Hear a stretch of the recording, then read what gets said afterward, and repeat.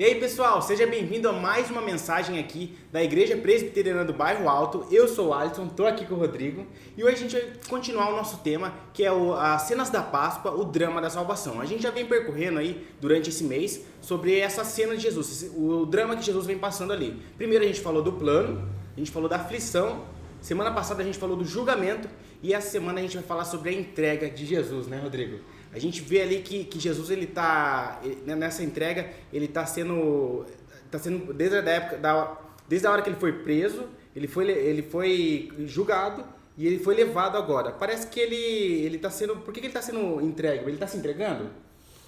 Então, Alisson, realmente dá essa sensação, quando a gente olha para a história que a gente contou até agora, que foi contada, o que Lucas apresenta para a gente, que Jesus ele não está se entregando, que não é uma entrega, que ele está sendo levado, né? Quando a gente, inclusive, olha lá para trás, para o que aconteceu, para que motivou a Páscoa, né? Quando um cordeiro foi necessário, das 10 pragas, a última praga era que o anjo da morte passaria e levaria o primogênito das casas, caso não tivesse uma marca na porta dessas casas. E o que era essa marca? Era o sangue de um cordeiro que teria sido morto, né? Que seria morto, e pegaria esse sangue, né? O povo de Israel pegou esse sangue e passou ali nos umbrais da porta, nos batentes da porta ali. O anjo da morte então passaria e não entraria na casa para levar esse primogênito, né? Esse cordeiro, ele não se entregou, a vida dele foi tirada. Contudo, ele aponta para Cristo. E a gente, quando olha para o que está acontecendo com Jesus, não dá para fazer o mesmo paralelo nesse sentido da entrega, porque Jesus, o primeiro cordeiro, era inconsciente. O segundo cordeiro, o próprio Cristo, ele estava ali, estava indo consciente para aquele momento ali, né? A descrição, a narrativa ali, parece que não, né? Jesus foi traído, foi julgado, ele passou por Pilatos. Pilatos não vê nada para condenar ele é levado para Herodes, de Herodes ele é trazido de novo para Pilatos, é açoitado e depois levado para ser crucificado. A sensação que dá é que Jesus não está se entregando, mas essa não é a verdade, né? A gente viu lá na primeira mensagem, lá no primeiro episódio dessa série da gente, que havia um plano.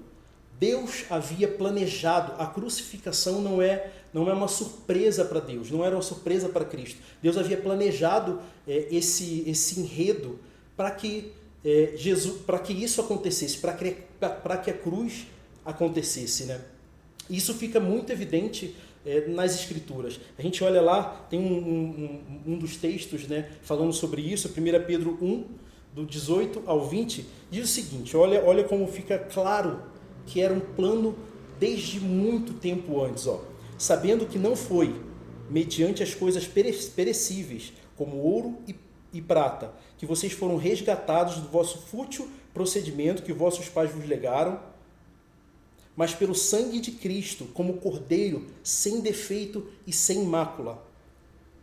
O sangue de Jesus conhecido com efeito antes da fundação do mundo, porém manifesto no fim dos tempos por amor de vocês, por amor de vós. Cara, a gente sabe desde o começo que o Exatamente.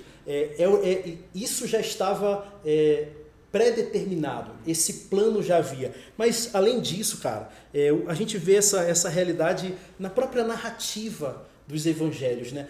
Essa verdade de que era um plano está presente na Escritura inteira. A gente acabou de falar, o cordeiro lá da época do Egito apontava para Cristo.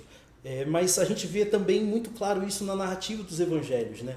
O próprio Cristo, ele lá em João 19, na verdade João 10, 17, 18, diz o seguinte, olha, eu entrego a minha vida, ninguém a tira de mim, eu a entrego e eu a tomo de volta, né? Ele fala, ele predizendo a sua morte, fala, olha, sou eu que estou entregando a minha vida, né? Em João também, lá no capítulo 19, tem a conversa dele com Pilatos mais bem descrita, né? Quando Jesus está ali sendo inquirido por Pilatos.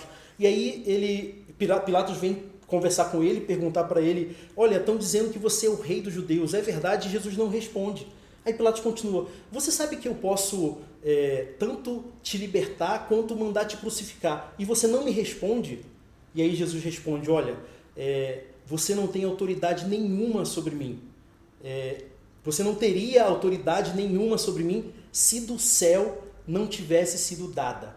A autoridade de Roma sobre Cristo não é autoridade que pertencia a Roma, mas que foi dada pelo próprio Deus para que isso acontecesse.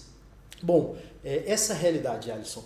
Jesus de fato está entregando a vida por nós, né? É uma decisão de Cristo entregar a vida por nós ali. Cara, por mais que pareça que tá tudo fora do controle pra gente, pro nosso olhar, mas tipo, Deus tá ali, ó, tá tudo comandadinho, tá tudo certinho e tá no controle dele. Exatamente. E cara, como foi essa entrega? Alisson, assim, olhando agora para a cena que a gente acabou de falar na semana passada, Jesus, ele no último momento ali diante de Pilatos lava as suas mãos covardemente e entrega Jesus para ser levado, né, para ser encaminhado para a crucificação aí. Ele havia passado, como a gente falou, por esses momentos de julgamento, de escárnio, né? E a gente chega então no momento ou no início, a cena muda aqui em Lucas, né? A cena muda bem abruptamente. Ele sai desse momento de julgamento e entra na Via Crucis, né? Que é o texto que a gente vai ler hoje. A gente vai começar a ler Lucas 23, a partir do verso 26, né? Nós vamos ler um pouco e conversar um pouco sobre ele, para dar uma olhada em como aconteceu essa entrega de Jesus. Lucas 23, a partir do verso 26, diz o seguinte: E, enquanto conduziam, eles agarraram um sirineu chamado Simão, que vinha do campo, e puseram-lhe a cruz sobre os ombros, para que levasse após Jesus. Uma grande multidão do povo o seguia, e também mulheres que batiam no peito e o lamentavam. Porém Jesus, voltando-se para elas, disse: Filhas de Jerusalém, não chorem por mim. Chorem antes por vocês mesmas e pelos seus filhos, porque virão dias em que se dirá: Bem-aventuradas as estéreis, que não geraram nem amamentaram. Nesses dias dirão aos montes: Caiam em cima de nós, e às colinas: Cubram-nos, porque se isso é feito com a madeira verde, o que será feito com a madeira seca? E também eram levados outros 2 que eram malfeitores para serem executados com Jesus. Quando chegaram ao lugar chamado Calvário, ali o crucificaram, bem como aos malfeitores. Um à sua direita, outro à sua esquerda. Mas Jesus dizia: Pai, perdoa-lhes, porque eles não sabem o que fazem. Então, para repartir as roupas dele, lançaram sorte. O povo ali observava tudo, também as autoridades zombavam e diziam: Salvou os outros, que salve a si mesmo, se de fato é o Cristo de Deus o escolhido. Igualmente soldados zombavam dele e, aproximando-se, trouxeram vinagre, dizendo: Se é o rei dos judeus, salva a si mesmo. Acima de Jesus estava a seguinte inscrição: Este é o rei dos judeus. Alisson, o que a gente viu aqui é a descrição do começo até o final da Via Crucis. Né? Jesus, ele depois desse momento de cansaço, dessa noite cansativa, né, em que foi açoitado e passou sendo inquirido por tantos personagens da história, Jesus é colocado para levar o madeiro e o seu corpo dá evidências de não aguentar, de não suportar. Os soldados olham em volta e veem um homem chamado Simão de Cirene, Simão Cirineu.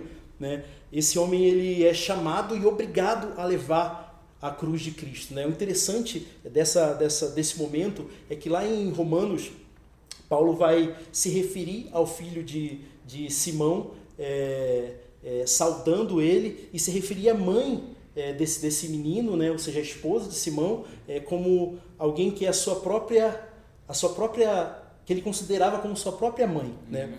Coisa fantástica que aconteceu aqui com esse homem, a família dele teve encontro de fato com Cristo. Foi obrigado a levar a cruz de Cristo, mas algo muito para além disso aconteceu. E aí Jesus deixa a cruz com ele, começa a caminhar diante dele, ele levando a cruz, ele ouve mulheres chorando, e esse choro não era o choro dos discípulos de Jesus, empáticos com a dor de um amigo, mas era o choro pela dor pura e simples de Cristo, né?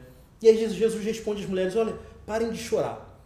Essa resposta de Jesus evidencia a realidade que, assim, Jesus ele não estava ali sob um merecimento de pena, Alisson, sabe? Ele não, nem ele mesmo reage com autopiedade. Essa aflição de Cristo havia sido ganha lá no Getsemane. A dor e a angústia dele havia sido ganha lá, e como está nos textos, acho que a gente consegue colocar no card aqui em cima os vídeos que a gente gravou, os episódios anteriores. A aflição foi ganha com oração, com Deus, né? Essa aflição de Cristo. Nesse momento, Cristo sabia, não que ele não soubesse naquele momento da aflição, mas ele estava bem consciente de para onde ele estava indo. Ele sabia o preço que seria cobrado e que estava sendo cobrado dele ali, né? E aí ele fala para aquelas mulheres, olha, não chorem por mim, chorem por vocês mesmos, pelos seus filhos, porque virão dias em que aquelas que não deram à luz vão agradecer, né? Aquelas que não amamentaram vão agradecer, as pessoas vão clamar para que os montes venham sobre elas, para que as colinas as cubram. Jesus está apontando aqui, né, profetizando aqui uma invasão a Jerusalém, um cerco a Jerusalém, uma quantidade de morte muito grande que aconteceu algum tempo depois por parte do Império Romano ao povo judeu ali em Jerusalém, né?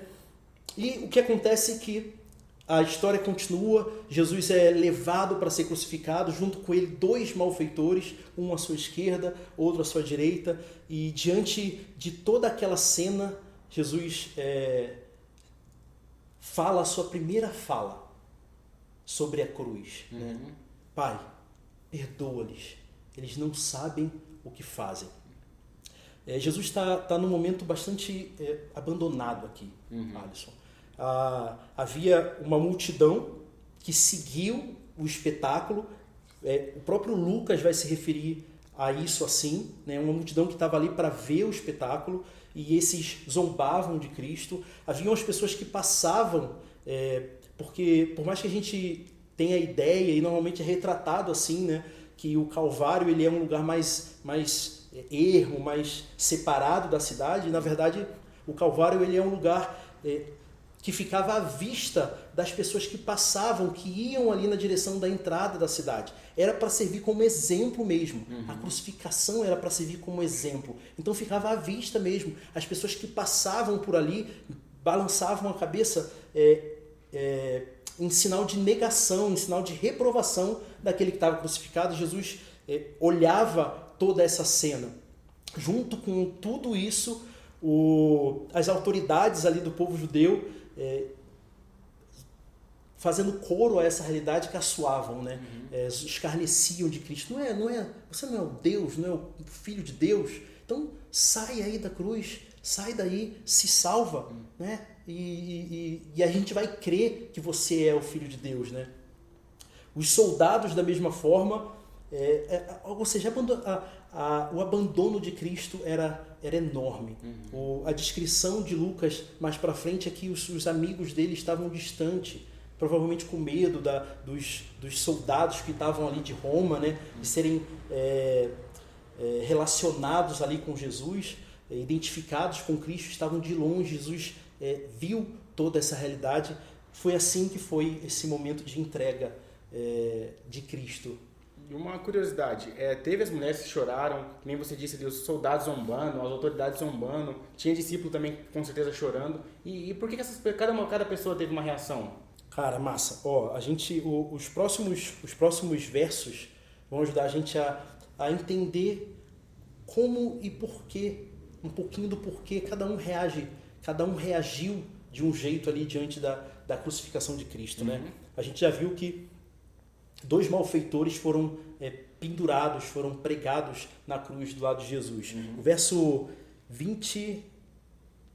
39 continua dizendo o seguinte, escrevendo ali a interação entre Cristo e esses 2 malfeitores.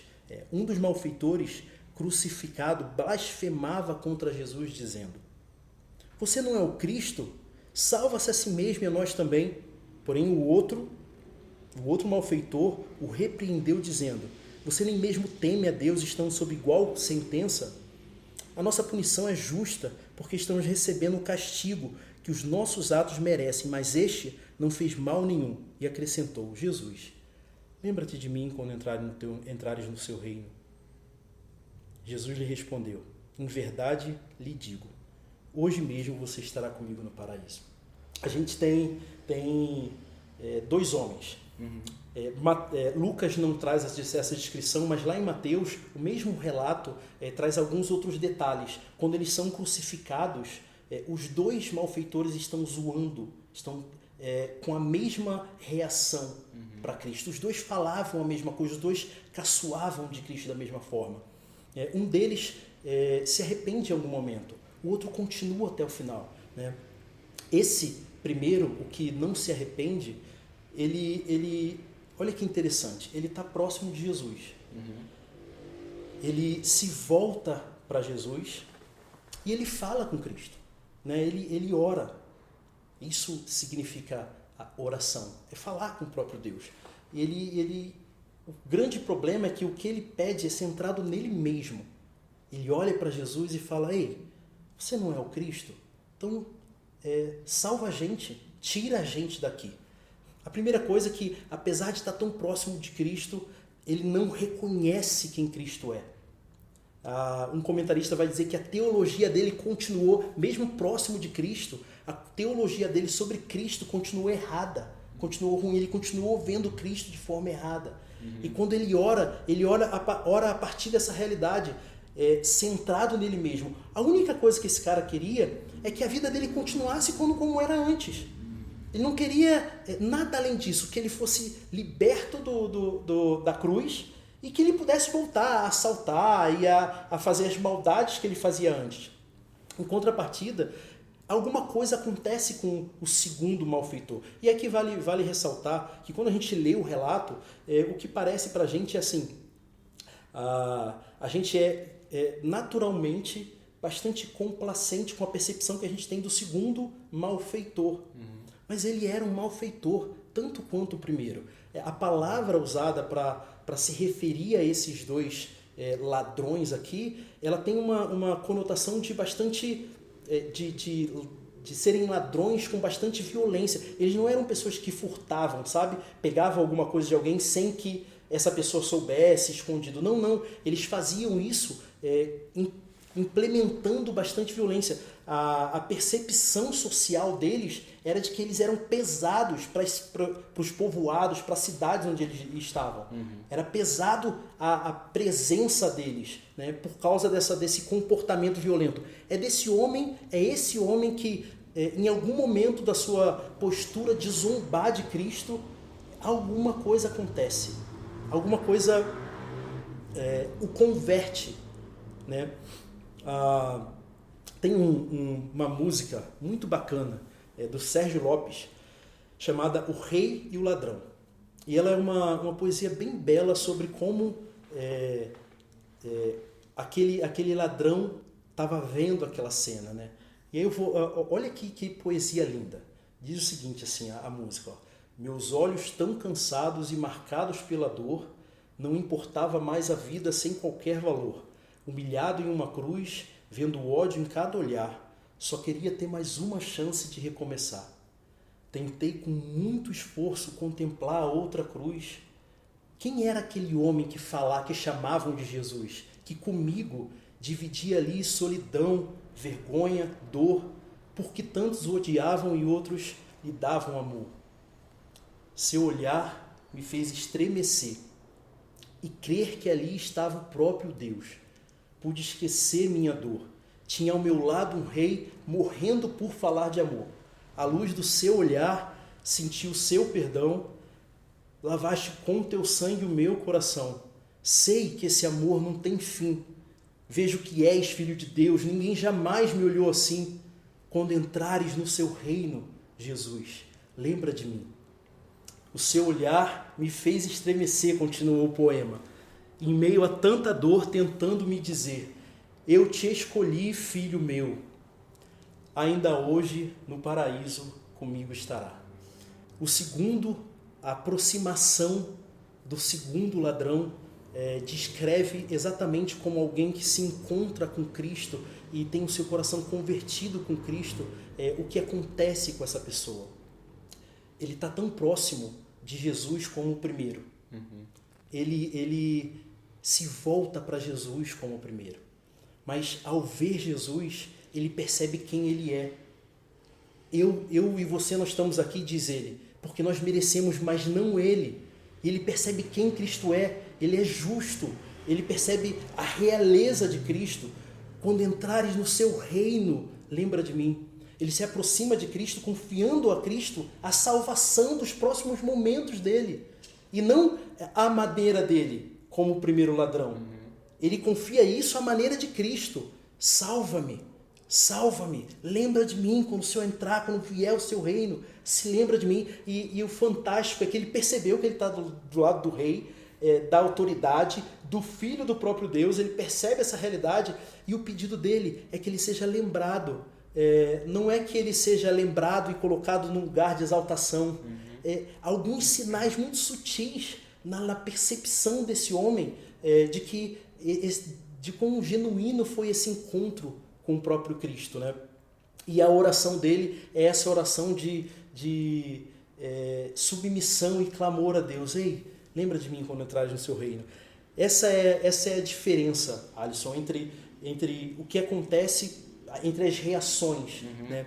E a realidade, cara, é que essas reações que são vistas lá no Calvário, elas são presentes, acho que na história inteira. Elas estão presentes hoje em dia, né? As pessoas, a imagem de Jesus ou a pessoa de Jesus, alguns ainda hoje zombam, né? Alguns ainda hoje não o reconhecem, outros se aproximam de Cristo. E olha que perigo que é isso. Algumas pessoas, é possível sim se aproximar de Cristo. É possível inclusive falar que o ama, mas essa aproximação não gerar a compreensão de quem se é e a compreensão de quem Cristo é e a reação adequada a essa visão.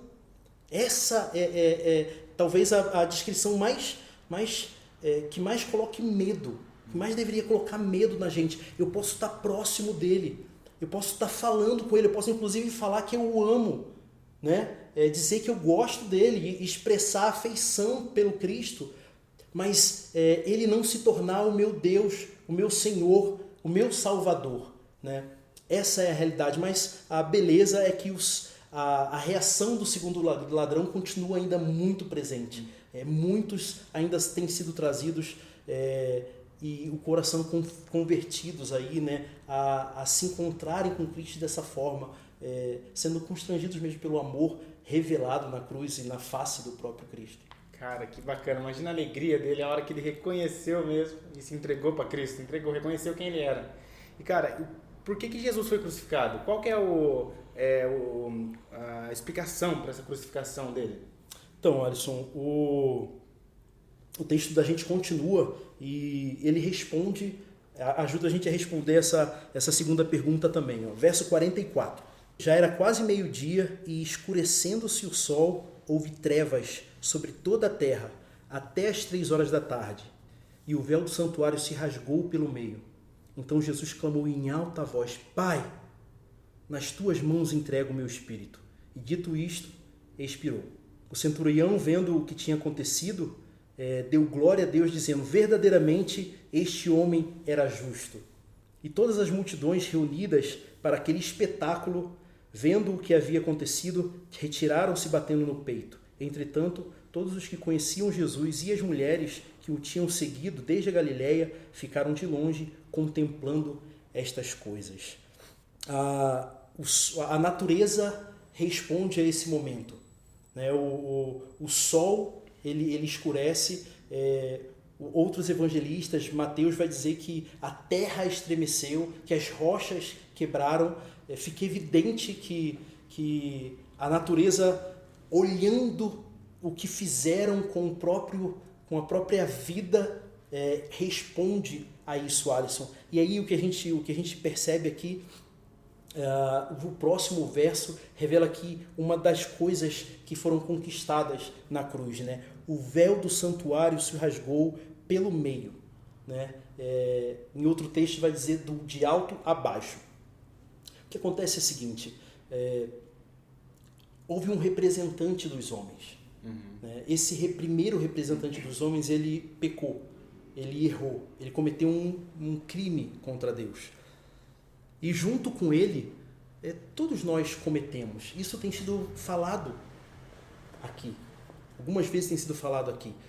Todos nós fomos maculados por essa realidade. E assim, por mais que a gente fale sobre Adão e ele pareça muito distante, os nossos dias, a nossa vida evidencia isso. Né? O nosso coração, uma análise bem superficial, olhando para a gente, assim, a gente não precisa de muito tempo para perceber que a gente continua cometendo pecados, a gente continua infringindo leis, quebrando regras, magoando as pessoas que estão ao nosso redor. Isso evidencia o quão unido com Adão nós estamos, quão verdade é essa realidade que estamos submetidos com ele. O que aconteceu nesse momento em que Adão pecou e todos nós junto com ele pecamos é que a gente ficou passível de condenação. Um crime, ele precisa que justiça seja feita. O que a Bíblia diz sobre a justiça para o pecado é a morte. Sangue precisa ser derramado para que a justiça seja feita pelo pecado, pelos crimes que cometemos contra Deus, né? A gente está, então, nesse momento, toda a humanidade, nesse momento do relato do nosso problema, a gente está, todo mundo trancado dentro de um quarto da condenação escuro. E o que Deus faz, ele decide ele mesmo resolver esse problema, que era impossível para nós resolver. Por quê? Porque eu não conseguiria me representar e representar a humanidade diante de Deus. Somente um novo representante adequado, que preenchesse os requisitos, poderia se apresentar um sacrifício de sangue diante de Deus. E esse representante é Cristo. Cristo se apresenta diante de Deus como citamos anteriormente, o Cordeiro sem mácula, sem defeito. E qual é essa referência? Jesus viveu uma vida que nós não poderíamos viver, Alisson. Não é somente uma vida que não pecou. É uma vida vivida para a glória de Deus. É uma manhã em que se acorda para a glória de Deus. É tomar o café da manhã para a glória de Deus, ir trabalhar e fazer isso para a glória de Deus naturalmente.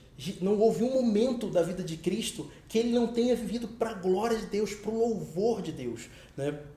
Nós não conseguiríamos viver essa vida. Cristo é esse representante, esse novo representante diante de Deus. Quando ele chega lá, apresenta a crucificação, o sacrifício dele na cruz, algo acontece. O acesso ao Pai é refeito. É exatamente o que descreve aqui o verso 45. O véu do templo se rasgou. Antigamente, antes de Cristo, havia um culto em que o povo judeu fazia a Deus. E nesse culto havia algumas separações no templo que eles tinham. Uma das separações era o Santíssimo Lugar, em que só uma pessoa, uma vez por ano, podia entrar. Antes desse lugar era o Santo Lugar, que também tinha restrições de acesso. O que acontece é que o véu que separava o Santo Lugar do Santíssimo Lugar, que representava a própria presença de Deus, ele se rasga e todos os homens agora têm acesso, ou todos aqueles que se aproximam de Cristo e o observam como Salvador, se aproximam dele como Salvador, agora têm acesso à presença de Deus. Hebreus vai dizer o seguinte, tendo, pois, irmãos, intrepidez para entrar no santo lugar, pelo novo e vivo caminho, o sangue de Jesus. O acesso foi dado. Isso é fantástico. A gente foi tirado de uma situação de inimizade com Cristo, ou de inimizade com Deus, para uma situação de acesso completo a Ele, Alisson. A outra coisa que acontece aqui, ou que Cristo está conseguindo aqui, é uma coisa chamada perdão. É muito bacana a gente observar o que é o perdão, né? Perdão é a gente assumir o ônus da ofensa. E o que isso significa? Significa que, por exemplo, se alguém bate no seu carro estacionado aqui na frente, por exemplo, e você chega lá na frente e olha para essa pessoa e fala, eu te perdoo, isso significa que você está assumindo um ônus daquilo que aconteceu. A dívida vai ser paga por você. A chateação vai ser absorvida e você vai lidar com isso. Você não vai se lembrar disso posteriormente. Você não vai requerer reparação posterior. Isso é perdão. E é o que Cristo consegue na cruz. É o que a morte de Cristo consegue na cruz. Eu não conseguiria esse perdão da parte de Deus. A minha vida não pagaria pelo perdão. A única coisa que eu poderia fazer é ser condenado diante dos meus pecados. A morte de Cristo significa que o próprio Deus, porque o plano era de toda a Trindade, Deus Pai, Deus Filho e Deus Espírito Santo, toda a Trindade, né, resolveu antes dos séculos, né, antes dos tempos, que Jesus morreria em nosso lugar e o preço seria pago. Ou seja, Deus olhou e falou assim, eu vou assumir o ônus. Deus Filho olhou e disse, eu vou assumir o ônus pelas ofensas das pessoas contra Deus Pai, contra a lei de Deus, contra a realidade da qual a gente não consegue viver. Por fim, o que foi conseguido ali foi salvação, irmão. Né? De condenados agora temos acesso à salvação, né? A viver uma vida hoje experimentando e nos relacionando com Deus, e a esperança de após a nossa vida, esperança, mas é louco esse termo, como esse termo tem sido usado, né? A gente fala de esperança como se fosse uma coisa, quase uma torcida. A gente fala de fé como se fosse quase uma torcida. Não. A ciência, a certeza, e não a certeza que se baseia em mim ou no orgulho que você teria ou que alguém teria. A certeza se baseia no que Cristo fez na cruz, de que após a morte nós vamos viver uma vida eterna com Ele na glória, né? O que fica aqui, irmão, o chamado que fica aqui dessa nossa conversa, a realidade é assim, nós fomos todos colocados hoje diante da cruz. Você, eu, quem está ouvindo em casa, nós fomos colocados diante da cruz. A pergunta é, como você vai responder, reagir à visão da cruz hoje, né? Se você já se aproximou de Cristo, entregando a sua vida a Ele, há um chamado aqui. Há um chamado a viver, a lembrar hoje nos seus dias o que aconteceu e fazer isso diariamente. Lembrar o Evangelho para o coração todos os dias. E isso aqui é o Evangelho. Lembrar que nesse momento da crucificação, observa, não é a derrota de Deus aqui. Não. A gente é chamado para lembrar que aqui é a vitória de Deus. Jesus vence a morte, né? Paulo diz lá em Coríntios que a declaração dele diante da cruz, diante da morte de Cristo, ressurreição de Cristo, onde está a morte, Paulo fala, o seu agrilhão, onde está a morte, o seu poder, né? Isso foi desfeito, Jesus vence a morte aqui. A gente é chamado para responder a isso todos os dias na nossa vida, né? Ele foi entregue para que a gente não se entregasse.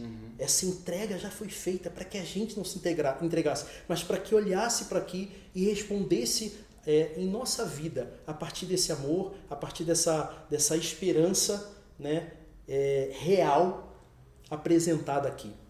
E para quem não se aproximou, Alisson, de Cristo como Salvador, esse é o chamado, essa é a pergunta. Como você vai reagir à visão da cruz hoje? Então, cara, que maravilhoso. Antigamente, então, teria que ter uma pessoa para fazer aquele contato com Deus pra gente, e depois que veio Jesus, ele abriu o caminho pra gente poder ter essa conversa, ter ele como amigo, que nem a gente falou, ter aquela oração, aquela entrega. E eu vejo o outro ladrão ali que se entregou mesmo, a gente tem que fazer isso todo dia, se entregar, reconhecer Jesus. E você que talvez ouviu essa mensagem de Cristo agora, tem essa vontade, conversa com ele, você pode conversar com ele aí, e eu peço pro Rodrigão orar pela gente, para as pessoas, que a gente tenha acesso a Deus, a gente pode conversar com ele e reconhecer a grandeza de Jesus. Exatamente. Vamos lá então, pessoal, vamos lá, Alisson. Senhor, a gente A gente foi colocado hoje diante da cruz do seu Filho, Pai. A pergunta que fica aqui no coração é o que falar para o Senhor nesse momento? Quais são as palavras, Senhor, que a gente poderia realmente expressar agradecimento ao Senhor, louvor ao Senhor pelo que aconteceu nessa cena que a gente acabou de falar. Deus, obrigado, seja louvado. Obrigado mesmo, a gente quer louvar o Teu santo nome e agradecer ao Senhor por essa vitória belíssima, pela beleza que é a cruz, Pai amado.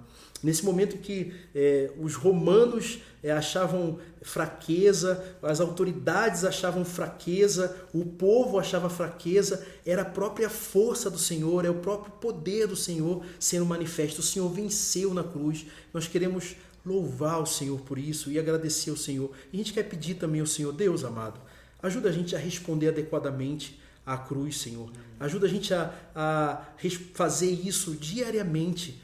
Olhar para a cruz, perceber a esperança que há nela, o amor que o Senhor evidencia nela, Senhor, e responder a isso adequadamente. Ajuda a gente a olhar para o Cristo da cruz e o Cristo que ressuscita e perceber que Ele é o nosso Senhor, o Salvador da nossa vida, e ter a evidência, a revelação clara da nossa cabeça que não há salvação em nenhum outro senão nele. Ajuda a gente aí, Pai. Isso é algo que o Senhor efetua e faz no nosso coração.